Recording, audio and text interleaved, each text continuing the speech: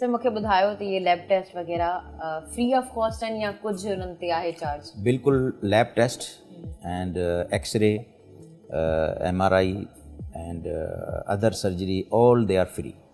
उनजे कंहिं बि जा बि यूटिलिटी चार्जिस न आहिनि। एक्सरे भी फ्री आहे, लैब फ्री आहे, हर शइ मेडिसिन पर्ची जेका असां कंसल्टेंट पर्ची जी भी फी न आहे। पर्ची जी भी फी न आहे। अच्छा ज़बरदस्त, मतलब सिर्फ हिकिड़ो जीअं for the number of sequence लाइ बीहंदा आहिनि ऐं उन खां पोइ डॉक्टर न वेंदा। हा, उहो जेको असांजो रिसेप्शन आहे पर्ची क्लर्क जंहिंखे चवंदा आहिनि, त उहो स्लिप ठाराईंदो आहे उतां। सही। त उहो स्लिप ठाराए करे उहो वेटिंग लाइन में वेहंदो आहे, पोइ डॉक्टर पियो ॾिसंदो आहे बारी बारी सभिनी खे, कंहिंखां को बि चार्ज न वरितो वेंदो। अच्छा सर, मूंखे इहो बि ॿुधायो त जेको तव्हां ॿुधायो पेशेंट जो रेट उहो इलाही आहे, त पोइ कॾहिं ईअं थींदो आहे त कुझु पेशेंट्स जेके आहिनि उहे इंतज़ार में ई रहिजी वञनि?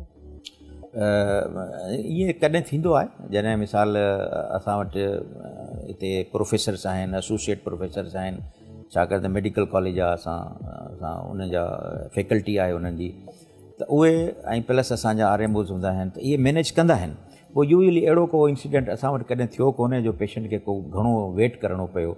वधि में वधि कंहिं शइ जी नॉन अवेलेबिलिटी आहे त उनखे इहो चई त पोइ ठीकु आहे, तव्हां इहे हाली इहे वर्कअप करायो, वर्कअप तव्हांजो थी वञे, प्रिलिमिनरी तव्हां इहे बजाए हिन जो तव्हां वार्ड में एडमिट थियो 4-5 ॾींहं उते पिया हुजो, त उन खां बहितर आहे त तव्हां इहो वर्कअप करायो लैब एक्सरे खां, त जॾहिं तव्हांजो थी वञनि पोइ तव्हां अचिजो, तव्हांखे एडमिशन ॾेई छॾींदा, पोइ ईअं असां उनखे मैनेज कंदा। अच्छा सर, इहो माइंड सेट असां ॿुधो आहे असांजे माण्हुनि जो तक़रीबन त हिकिड़ी इंजेक्शन असांखे लॻंदी त असां ठीकु थी वेंदासीं, छा स्टिल उहो माइंड सेट आहे असांजे पेशेंट्स जो? उहो एमरजेंसी में कॾहिं कॾहिं रिपोर्ट थींदो आहे, पोइ डॉक्टर उते उन्हनि खे सम्झायल आहे असांखे त तव्हांखे कन्फंट्रेशन न आहे कंहिंसां करणी, पेशेंट खे सम्झायो त तव्हांखे इंजेक्शन जी ज़रूरत न आहे, या तव्हां OPD में वञी ॾेखारियो ऐं तव्हांखे ड्रिप जी ज़रूरत न आहे, त इहो सम्झाईंदा आहिनि पेशेंट खे ऐं सम्झी बि वेंदा आहिनि। पर इहो अञा ताईं कॾहिं कॾहिं इहे डिमांड्स ईंदियूं आहिनि पेशेंट्स मां। सही।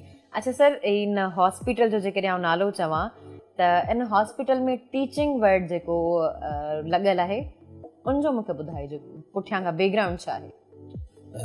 टीचिंग मेडिकल कॉलेज आहे असां सां। अच्छा, मेडिकल कॉलेज आहे, प्लस असां वटि नर्सिंग इंस्टीट्यूट्स आहिनि 2। अच्छा। हा, उन्हनि जी नर्सिंग जी ट्रेनिंग थींदी आहे, पैरामेडिकल कोर्सिस थींदा आहिनि, मेडिकल कॉलेज जा स्टूडेंट्स उन्हनि जी ट्रेनिंग असां वटि थींदी आहे, त उहा असांजी फैकल्टी उहा ट्रेनिंग कंदी आहे, असांजा डॉक्टर्स नर्सिस सभु उन्हनि जी ट्रेनिंग में इन्वॉल्व हूंदा आहिनि। सर, उन कॉलेज जो या यूनिवर्सिटी असां उनखे कंसीडर करे सघूं? कॉलेज आहे, शहीद मोहतरमा Benazir Bhutto medical college, and I think it's a blessing for the people of Lyari, त लियारी जहिड़े इलाइक़े में मेडिकल कॉलेज हुजे जंहिंमें लियारी जा ग़रीबनि जा ॿार उन में पढ़ी करे डॉक्टर थियनि।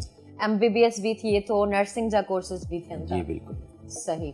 अच्छा सर, मूंखे ॿुधायो त असांजा जेके माण्हू आहिनि उहे घणा जेको आहे उन्हनि जो रुझान MBBS करण जो हूंदो आहे, उन्हनि जो नर्स थियण या नर्सिंग करण जो न हूंदो आहे, तव्हां उन ते छा चवंदा? हाणे काफ़ी अवेयरनेस थी आहे, छाकाणि त MBBS में कॉम्पिटिशन इलाही थी वियो आहे। जॾहिं MBBS में एडमिशन न थींदो आहे त पोइ ॿारनि खे इहो ऑप्शन हूंदो आहे त या हू नर्सिंग ॾांहुं वञनि, या डी फार्मेसी ॾांहुं वञनि, या फिजियोथेरेपी ॾांहुं। इहे माना मेडिकल एंड अलाइड जेके सब्जेक्ट्स आहिनि इन्हनि में हाणे काफ़ी ॿारनि खे अवेयरनेस थी वई आहे ऐं ॿार वञनि था, ऐं मां सम्झां थो इहो हुननि जे फ्यूचर जे लाइ बि चङो आहे त जेकॾहिं तव्हांजो मेडिकल में एडमिशन न थियो त तव्हां वेस्ट न कयो पंहिंजे पाण खे, पर तव्हां पंहिंजी एक्सपर्टीज़ सेकंड ऑप्शन रखिजे। सही ॻाल्हि आहे। लाइफ में सर हुई बि 2 ऑप्शन रखणु खपनि, जेकॾहिं फर्स्ट खे एग्ज़ीक्यूट नथा करे सघूं त we should move towards second, ऐं जेकॾहिं सेकंड नथा करे सघूं त असांखे थर्ड न वञणु खपे, ऐं पोइ अगरि थर्ड बि नथो थिए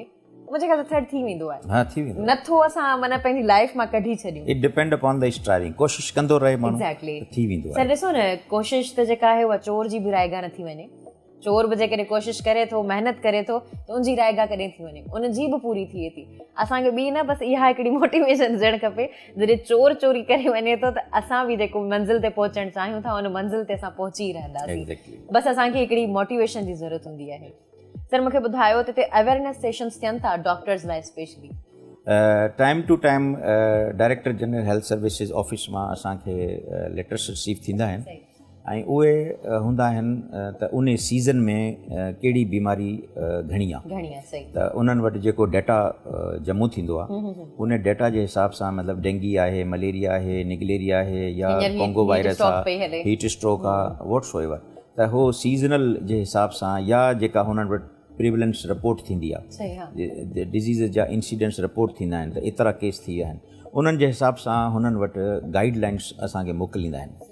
उन्हनि गाइडलाइंस जी रोशनी में असां हिते पंहिंजा अवेयरनेस सेशन्स डॉक्टर्स में बि कराईंदा आहियूं, नर्सिस में, पैरामेडिकल स्टाफ में ऐं प्लस पब्लिक में बि।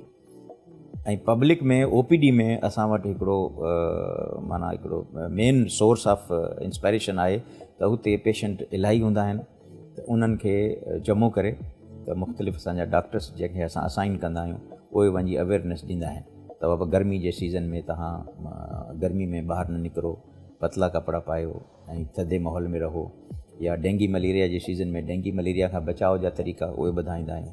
त इहे माना असांजी एक्टिविटीज़ हिते हलंदियूं आहिनि।